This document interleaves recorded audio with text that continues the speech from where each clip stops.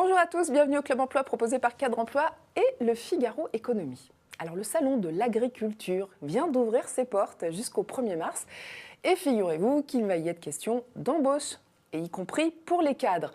Alors vous allez me dire quoi, comment, vous nous avez habitués à parler de secteur d'avenir, or l'agriculture va mal, le secteur a perdu 350 000 actifs en 10 ans, il ne propose plus d'emplois pérennes, les postes de cadres ils sont rares, plutôt ringards, les familles n'ont toujours pas leur place, voilà blablabla.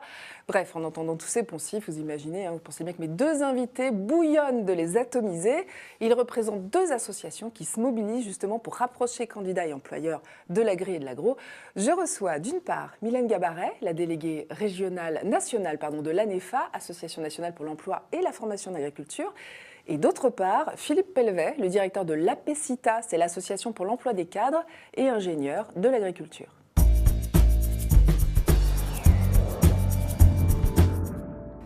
Bonjour à tous les deux. Bonjour. Merci d'avoir répondu à cette invitation. Alors, si vous aviez une baguette magique pour atomiser un des préjugés que j'énonçais tout à l'heure, lequel serait celui que vous aimeriez atomiser en premier sur votre secteur? Ce ne sont pas des métiers ringards, ce sont des métiers modernes. Ouais, et ça, on ne le sait pas forcément. Bien sûr que non, on a c'est toujours dommage. une image un peu... Mais il y a beaucoup de technologies dans les métiers de l'agriculture aujourd'hui. Et puis c'est digitalisé aussi, il faut le dire. Oui, il y a beaucoup de numérique. Un tracteur, c'est un ordinateur aujourd'hui. Et on y reviendra tout à l'heure. Et vous, Mylène? Alors moi, pour rejoindre Philippe, sur notamment le fait aussi que c'est pas ringard et qu'il y a besoin de compétences en agriculture. Donc c'est pas le métier qu'on fait par défaut.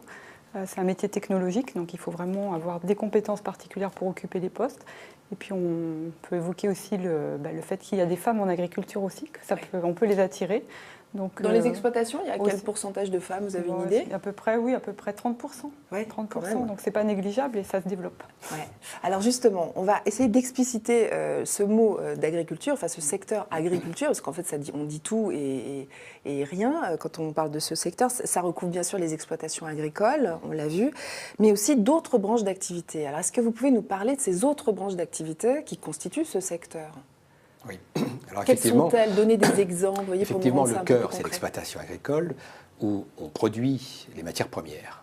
Mais après, autour de l'exploitation agricole, autour de cette activité de production, il y a effectivement un tas d'autres activités qui gravitent autour, soit des activités qui sont en amont, parce que pour produire ces matières premières agricoles, eh bien, il faut ce qu'on appelle des intrants, c'est-à-dire qu'il faut des semences, il faut des engrais, il faut des aliments pour le bétail, il faut des machines agricoles, il faut du matériel agricole, l'agroéquipement, comme on dit, et tout ça, c'est un secteur très très important, qui est d'ailleurs assez florissant en France, il faut bien le reconnaître. Et qui embauche d'ailleurs. Et qui embauche, c'est clair. Et puis après, vous avez tout le secteur qui est à l'aval, c'est-à-dire que ces matières premières qui sont produites sur les exploitations agricoles, eh bien, il faut les transformer. Donc là, on touche à l'agroalimentaire.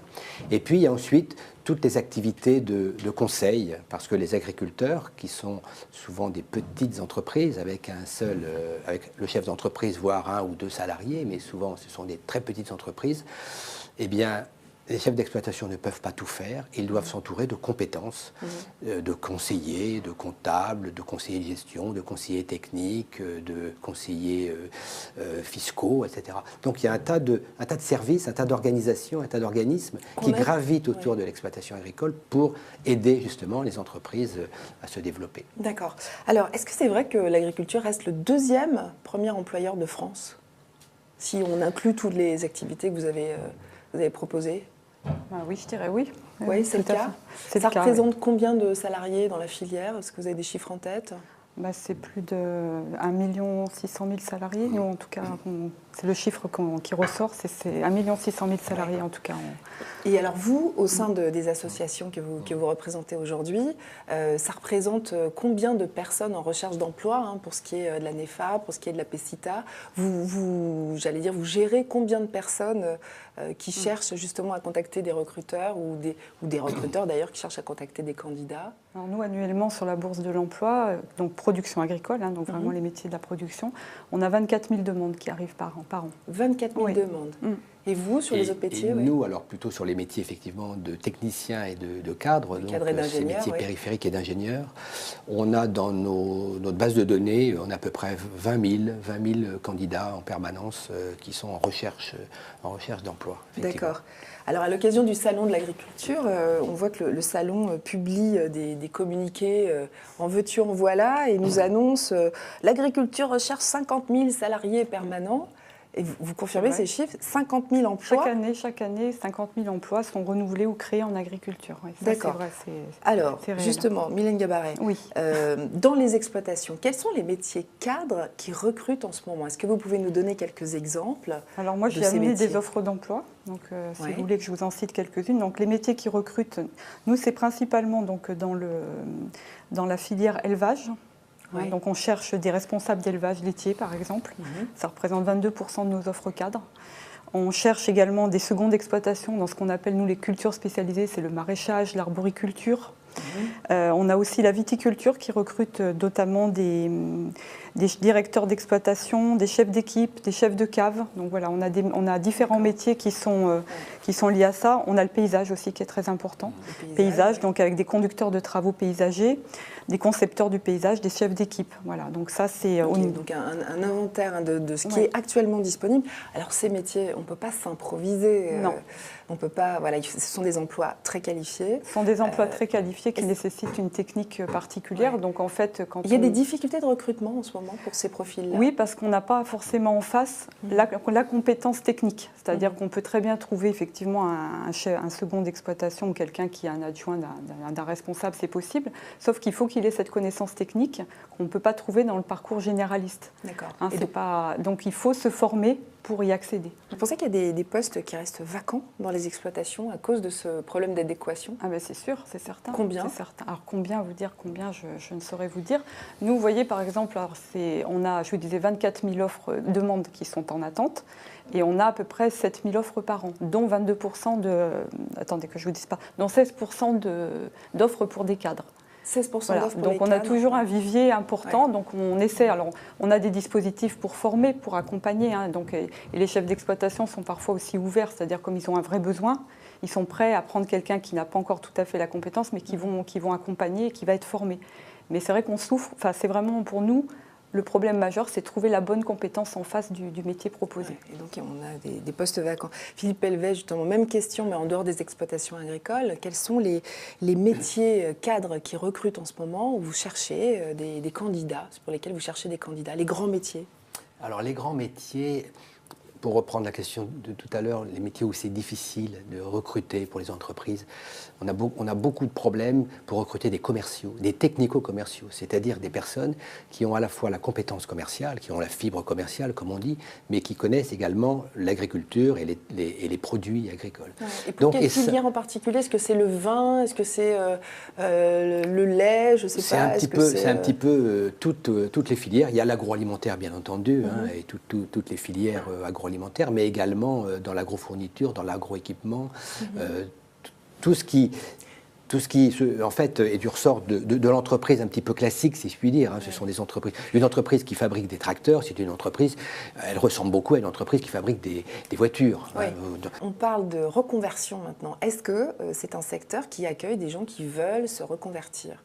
Je ne sais pas moi, un trader qu'on a ras-le-bol de faire de la finance, qui a envie, mais pourquoi pas? Ça peut, je ne sais pas, vous en connaissez peut-être des profils comme ça, des gens qui viennent du monde de l'entreprise et qui se sont reconvertis dans les différents métiers que vous citez là aujourd'hui? Alors en fait, il y a différentes situations. Il y a effectivement des personnes qui n'ont rien à voir avec l'agriculture dans leur passé, dans leur expérience passée, et qui effectivement s'intéressent à l'agriculture. Je dirais qu'il y en a relativement peu. Il y a beaucoup de retours à l'agriculture, c'est-à-dire des retours à l'agriculture. Enfin, c'est-à-dire que, par exemple, des fils d'agriculteurs ou des filles d'agriculteurs qui se sont essayés à des métiers qui n'ont rien à voir avec l'agriculture et qui ensuite ont envie envie de revenir. On en voit de plus en plus, on est de plus en plus sollicité effectivement, nous à la PECITA, pour les accompagner justement dans cette démarche de reconversion, pour leur faire découvrir le métier qui leur convient et qui va faire qu'en fait ils utilisent l'expérience qu'ils ont eue en dehors de l'agriculture. Donc c'est pour une deuxième carrière. Et c'est pour une deuxième carrière. Et c'est effectivement du coup un retour à l'agriculture, mais un retour de la personne à l'agriculture. Voilà. Le salon de l'agriculture, je le rappelais, donc, vient d'ouvrir ses portes. Vos deux associations seront présentes sur ce salon, donc on va y parler emploi. Quels sont les dispositifs qui ont été prévus? Je sais que vous n'êtes pas les seules associations. Tout à fait.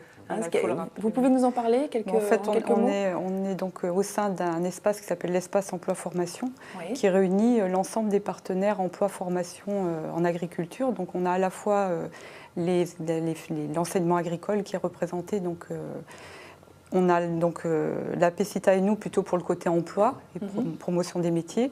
Et on a aussi les OPCA, les financeurs de la formation professionnelle qui sont aussi présents. Voilà. Donc, voilà. Et pour des cadres et dirigeants qui nous regardent et qui ont envie de se renseigner sur les différents postes à pourvoir dont vous parliez, donc ils peuvent se rendre sur le salon. Il faut qu'ils nous viennent, effectivement.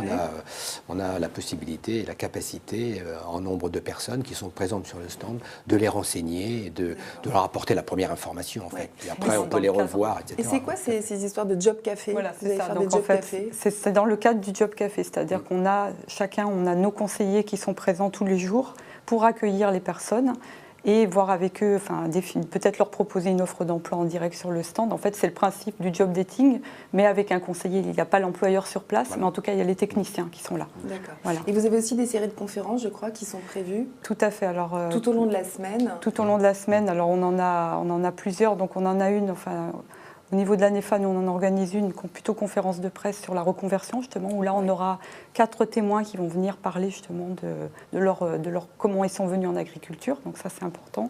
On a en conférence, toi, tu n'en as pas sur au CIMA, au Salon de la machine agricole, nous avons 2 conférences. Une sur, justement, les difficultés de recruter dans la filière agroéquipement. Il y a un vrai problème. Et puis on a également une conférence sur l'innovation justement en agriculture. Quelles sont les compétences et les motivations requises pour innover en agriculture. Et on aura d'ailleurs aussi le témoignage d'ailleurs de l'entreprise qui se lance dans les drones agricoles. Vous voyez, voilà. Intéressant. Voilà. Donc des emplois à pourvoir, des postes disponibles en ce moment, on l'aura compris. Le salon de l'agriculture se fait écho des difficultés que peut rencontrer le secteur, en tous les cas pour trouver des candidats. Donc allez-y, n'hésitez pas. Vous pouvez retrouver cette interview sur nos pages réseaux sociaux, sur nos sites internet bien sûr, et poser des questions, interagir. On vous transmettra les questions s'il y en a. Merci et très bonne semaine à tous.